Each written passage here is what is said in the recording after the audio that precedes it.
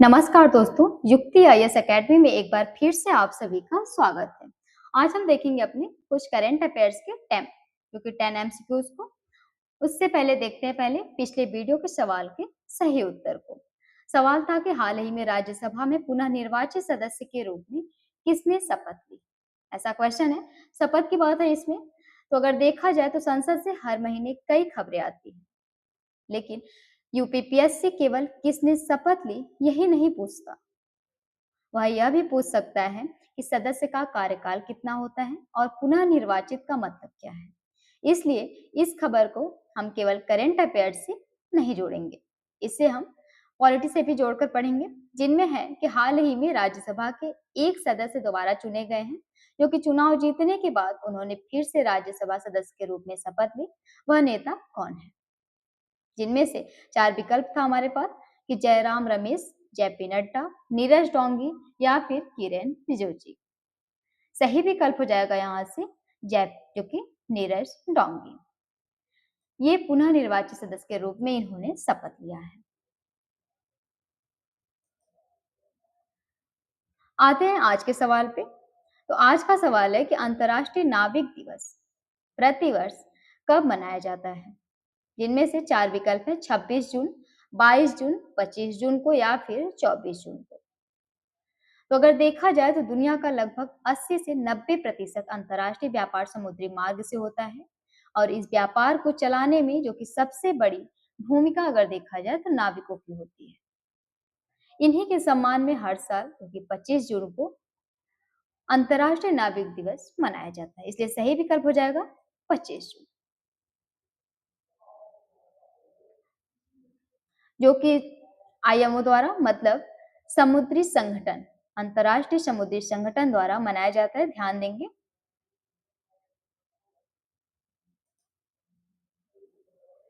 अगला प्रश्न है कि हाल ही में नासा द्वारा स्विफ्ट बूस्ट मिशन किस उद्देश्य से शुरू किया गया?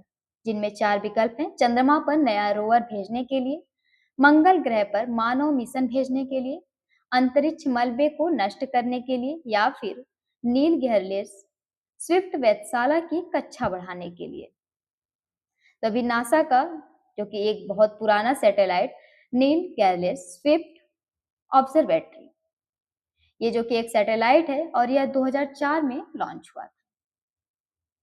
ठीक है, जिसमें अब यह धीरे धीरे पृथ्वी की ओर नीचे आ रहा है, क्योंकि वायुमंडल के घर्षण के कारण इसकी कक्षा धीरे धीरे कम होती जा रही है, जिसे बचाने के लिए नासा ने स्विफ्ट बूस्ट मिशन शुरू किया, जिसमें सही विकल्प हो जाएगा कि नील गेयरलेस स्विफ्ट वेधशाला की कक्षा बढ़ाने के लिए।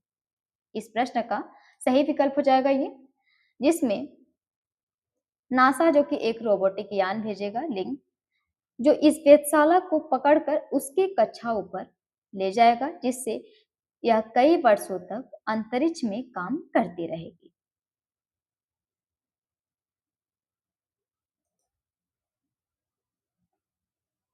अगला प्रश्न है कि हाल ही में अंतर्राष्ट्रीय बिग कैट अलायंस, जिसे ये इंग्लिश में बोलते हैं, इसका फुल नेम आईबीसीए का है, अंतर्राष्ट्रीय बिग कैट अलायंस का 27वां सदस्य देश कौन बना? 4 विकल्प हैं नेपाल, श्रीलंका, बांग्लादेश या फिर भूटान।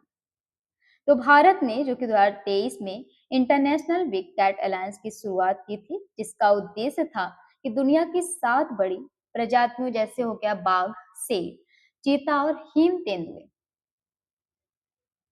प्रजातियों जैसे ये सभी, इन सभी का संरक्षण करना, और हाल ही में इसमें एक नया देश शामिल हुआ है जो कि बांग्लादेश है। इनमें से सही विकल्प हो जाएगा बांग्लादेश।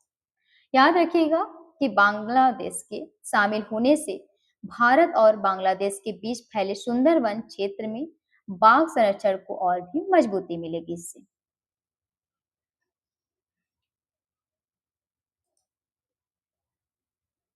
अगला प्रश्न है कि भारत ने 100 gigawatt pump storage hydro power क्षमता विकसित करने का लक्ष्य किस वर्ष तक निर्धारित किया? इनमें 4 विकल्प हैं 2030 से 2031, 2032 से 2033, 2035 से 2036 या फिर 2040 से 2041। तो आज अगर देखा जाए तो भारत में सौर ऊर्जा और पवन ऊर्जा तेजी से बढ़ रहे हैं, लेकिन एक समस्या है कि सूरज हमेशा नहीं निकलता और हवा भी हमेशा नहीं चलती। ऐसे बिजली की कमी हो सकती है। इसी समस्या का समाधान है जो कि पम्प्ड स्टोरेज हाइड्रो पावर। जब बिजली की जरूरत कम होती है तब अतिरिक्त बिजली से पानी को ऊपर वाले जलाशय में पंप कर दिया जाता है, और जब बिजली की मांग बढ़ती है तो वही पानी नीचे छोड़कर टरबाइन चलाए जाते हैं और बिजली बनाई जाती है। ठीक है, जिसमें ये क्वेश्चन था कि भारत ने 100 gigawatt pumped storage hydro power का लक्ष्य किस वर्ष तक रखा। तो सही विकल्प हो जाएगा यहाँ से 2035 से 2036। आसान भाषा में अगर कहें तो पम्प्ड स्टोरेज बिजली बनाने की नहीं, बल्कि बिजली को स्टोर करने की तकनीक है, और यह सौर और पवन ऊर्जा से बनी अतिरिक्त बिजली को भविष्य के लिए सुरक्षित रखती है और जरूरत पड़ने पर तुरंत बिजली उपलब्ध कराती है। ठीक है, आते हैं अपने अगले प्रश्न पे। अगला प्रश्न है हमारा कि हाल ही में खोजी गई नई टाइगर मॉथ प्रजाति अंतरम इडुक्की की खोज किस राज्य में की गई। जिनमें चार विकल्प हैं: कर्नाटक, तमिलनाडु, केरल या फिर गोवा में। तो जब भी कोई नई प्रजाति खोजी जाती है तो वह परीक्षा के लिए काफी महत्वपूर्ण बन जाती है, ध्यान रखेंगे। इसमें हाल ही में वैज्ञानिकों ने पश्चिमी घाट के केरल के इडुक्की जिले में टाइगर मॉथ की एक नई प्रजाति खोजी है। इसमें सही विकल्प हो जाएगा इन विकल्पों में केरल, जिसका नाम अंतरम इडुक्की रखा गया। और यह टाइगर मॉथ की नई प्रजाति है जो कि यह रात में खिलने वाले फूलों के परागण में मदद करती है। साथ ही यह पक्षियों और चमगादड़ों का भोजन भी है, इसलिए यह पारिस्थितिकी तंत्र के लिए भी काफी महत्वपूर्ण मानी जाती है। आते हैं अगले प्रश्न पे। अगला प्रश्न है कि हाल ही में लॉन्च किया गया एयर सुविधा 2.0 पोर्टल किस उद्देश्य से विकसित किया गया है। अगर देखा जाए तो जब भी किसी देश में कोई खतरनाक बीमारी फैलती है तो सबसे पहले एयरपोर्ट पर जांच बढ़ा दी जाती है। और हाल ही में जो कि इबोला वायरस के बढ़ते खतरे को देखते हुए भारत सरकार ने ये एक नया पोर्टल लॉन्च किया जिसका नाम है एयर सुविधा। इसमें विकल्प दिए हैं कि घरेलू उड़ानों की टिकट बुकिंग के लिए, अंतरिक्ष जो कि अंतर्राष्ट्रीय यात्रियों की स्वास्थ्य जांच एवं स्वघोषणा के लिए, ड्रोन पंजीकरण के लिए या फिर पायलट प्रशिक्षण के लिए। सही उत्तर हो जाएगा यहाँ से अंतर्राष्ट्रीय यात्रियों की स्वास्थ्य जांच एवं स्व घोषणा के लिए, जिसमें भारत में आने वाले अंतर्राष्ट्रीय यात्री अपनी यात्रा से 24 घंटे पहले ही इस पोर्टल पर अपनी स्वास्थ्य जानकारी ऑनलाइन भरेंगे। इससे एयरपोर्ट पर स्वास्थ्य जांच जल्दी होगी और यदि कोई जोखिम वाली यात्रा भी हुई तो उसकी तुरंत पहचान की जा सकेगी।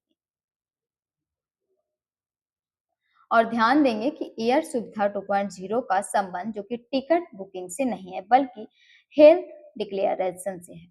ठीक है,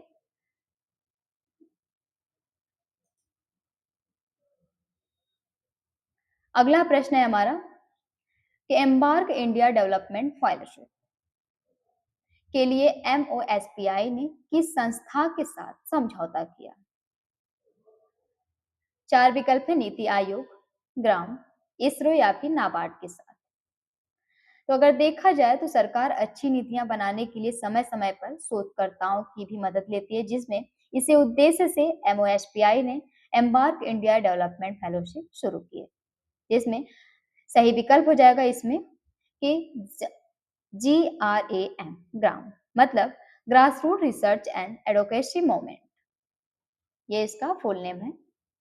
इस फेलोशिप के तहत क्या है कि शोधकर्ता मंत्रालय के साथ मिलकर काम करेंगे, वे सरकारी योजनाओं पर रिसर्च करेंगे और नई तकनीकियों के जो नई नीतियां हैं सुझाव देंगे और सुशासन को बेहतर बनाने में काफी मदद करेंगे।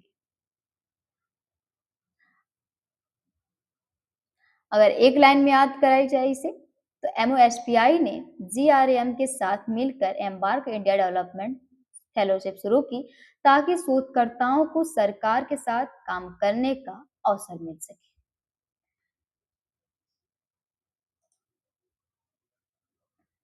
अगला प्रश्न है हमारा कि 2036 ओलंपिक खेलों के मेजबान शहर का अंतिम चयन कब किया जाएगा। जिनमें 4 विकल्प हैं 2027, 2028, 2029 या फिर 2030।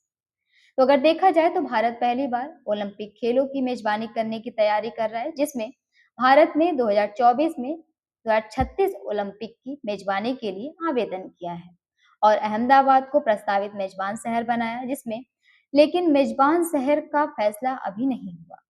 इसमें सही उत्तर हो जाएगा 2029। 2036 ओलंपिक के मेजबान शहर का अंतिम चयन कब किया जाएगा? तो 2029। इनमें सही विकल्प हो जाएगा। और आईओसी ने नई चयन प्रक्रिया बनाई बनाई है, जिसमें पहले इच्छुक देशों से बातचीत होगी, फिर उनकी तैयारियों की जांच होगी और अंत में 2029 में मेजबान शहर की घोषणा की जाएगी, जो कि भारत भी इस दौर में शामिल है।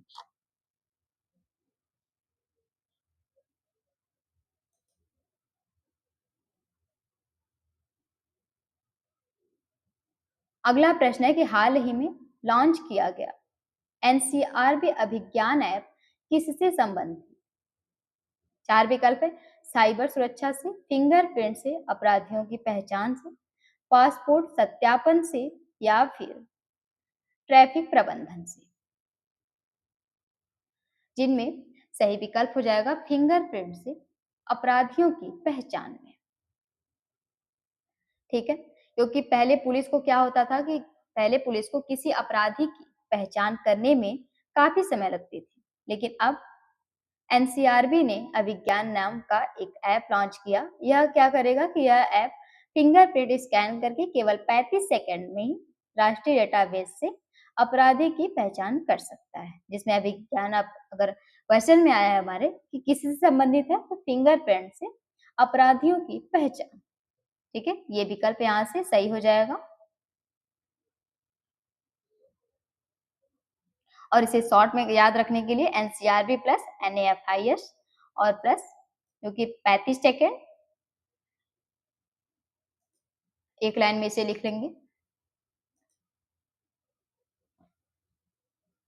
अगला प्रश्न है कि हाल ही में भारत की पहली निजी हाइब्रिड 2G एथेनॉल परियोजना किस योजना के तहत शुरू जो कि स्वीकृत हुई? 4 विकल्प हैं इसमें पीएम कुसुम, पीएमजी वैन, सतत या फिर गोवर्धन।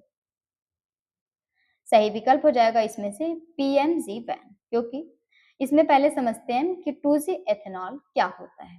तो 1G एथेनॉल जो कि खाद्यान्न या गन्ने के रस से बनता है, जबकि 2G एथेनॉल कृषि कचरे जैसे पराली और गन्ने की खोई से बनाया जाता है, जिसमें सरकार इसी तकनीक को बढ़ावा देने के लिए पीएमजी योजना चला रही है। इसलिए इसमें सही विकल्प हो जाएगा पीएमजी योजना। और पीएमजी वैन योजना का उद्देश्य अगर देखें तो कृषि अवशेषों जैसे पराली और बैगाज से 2G एथेनॉल बनाना। इससे कृषि कचरे का उपयोग होगा, किसानों की आय बढ़ेगी, प्रदूषण भी कम होगा और पेट्रोल में एथेनॉल मिलाने से कच्चे तेल का आयात भी घटेगा। ठीक है,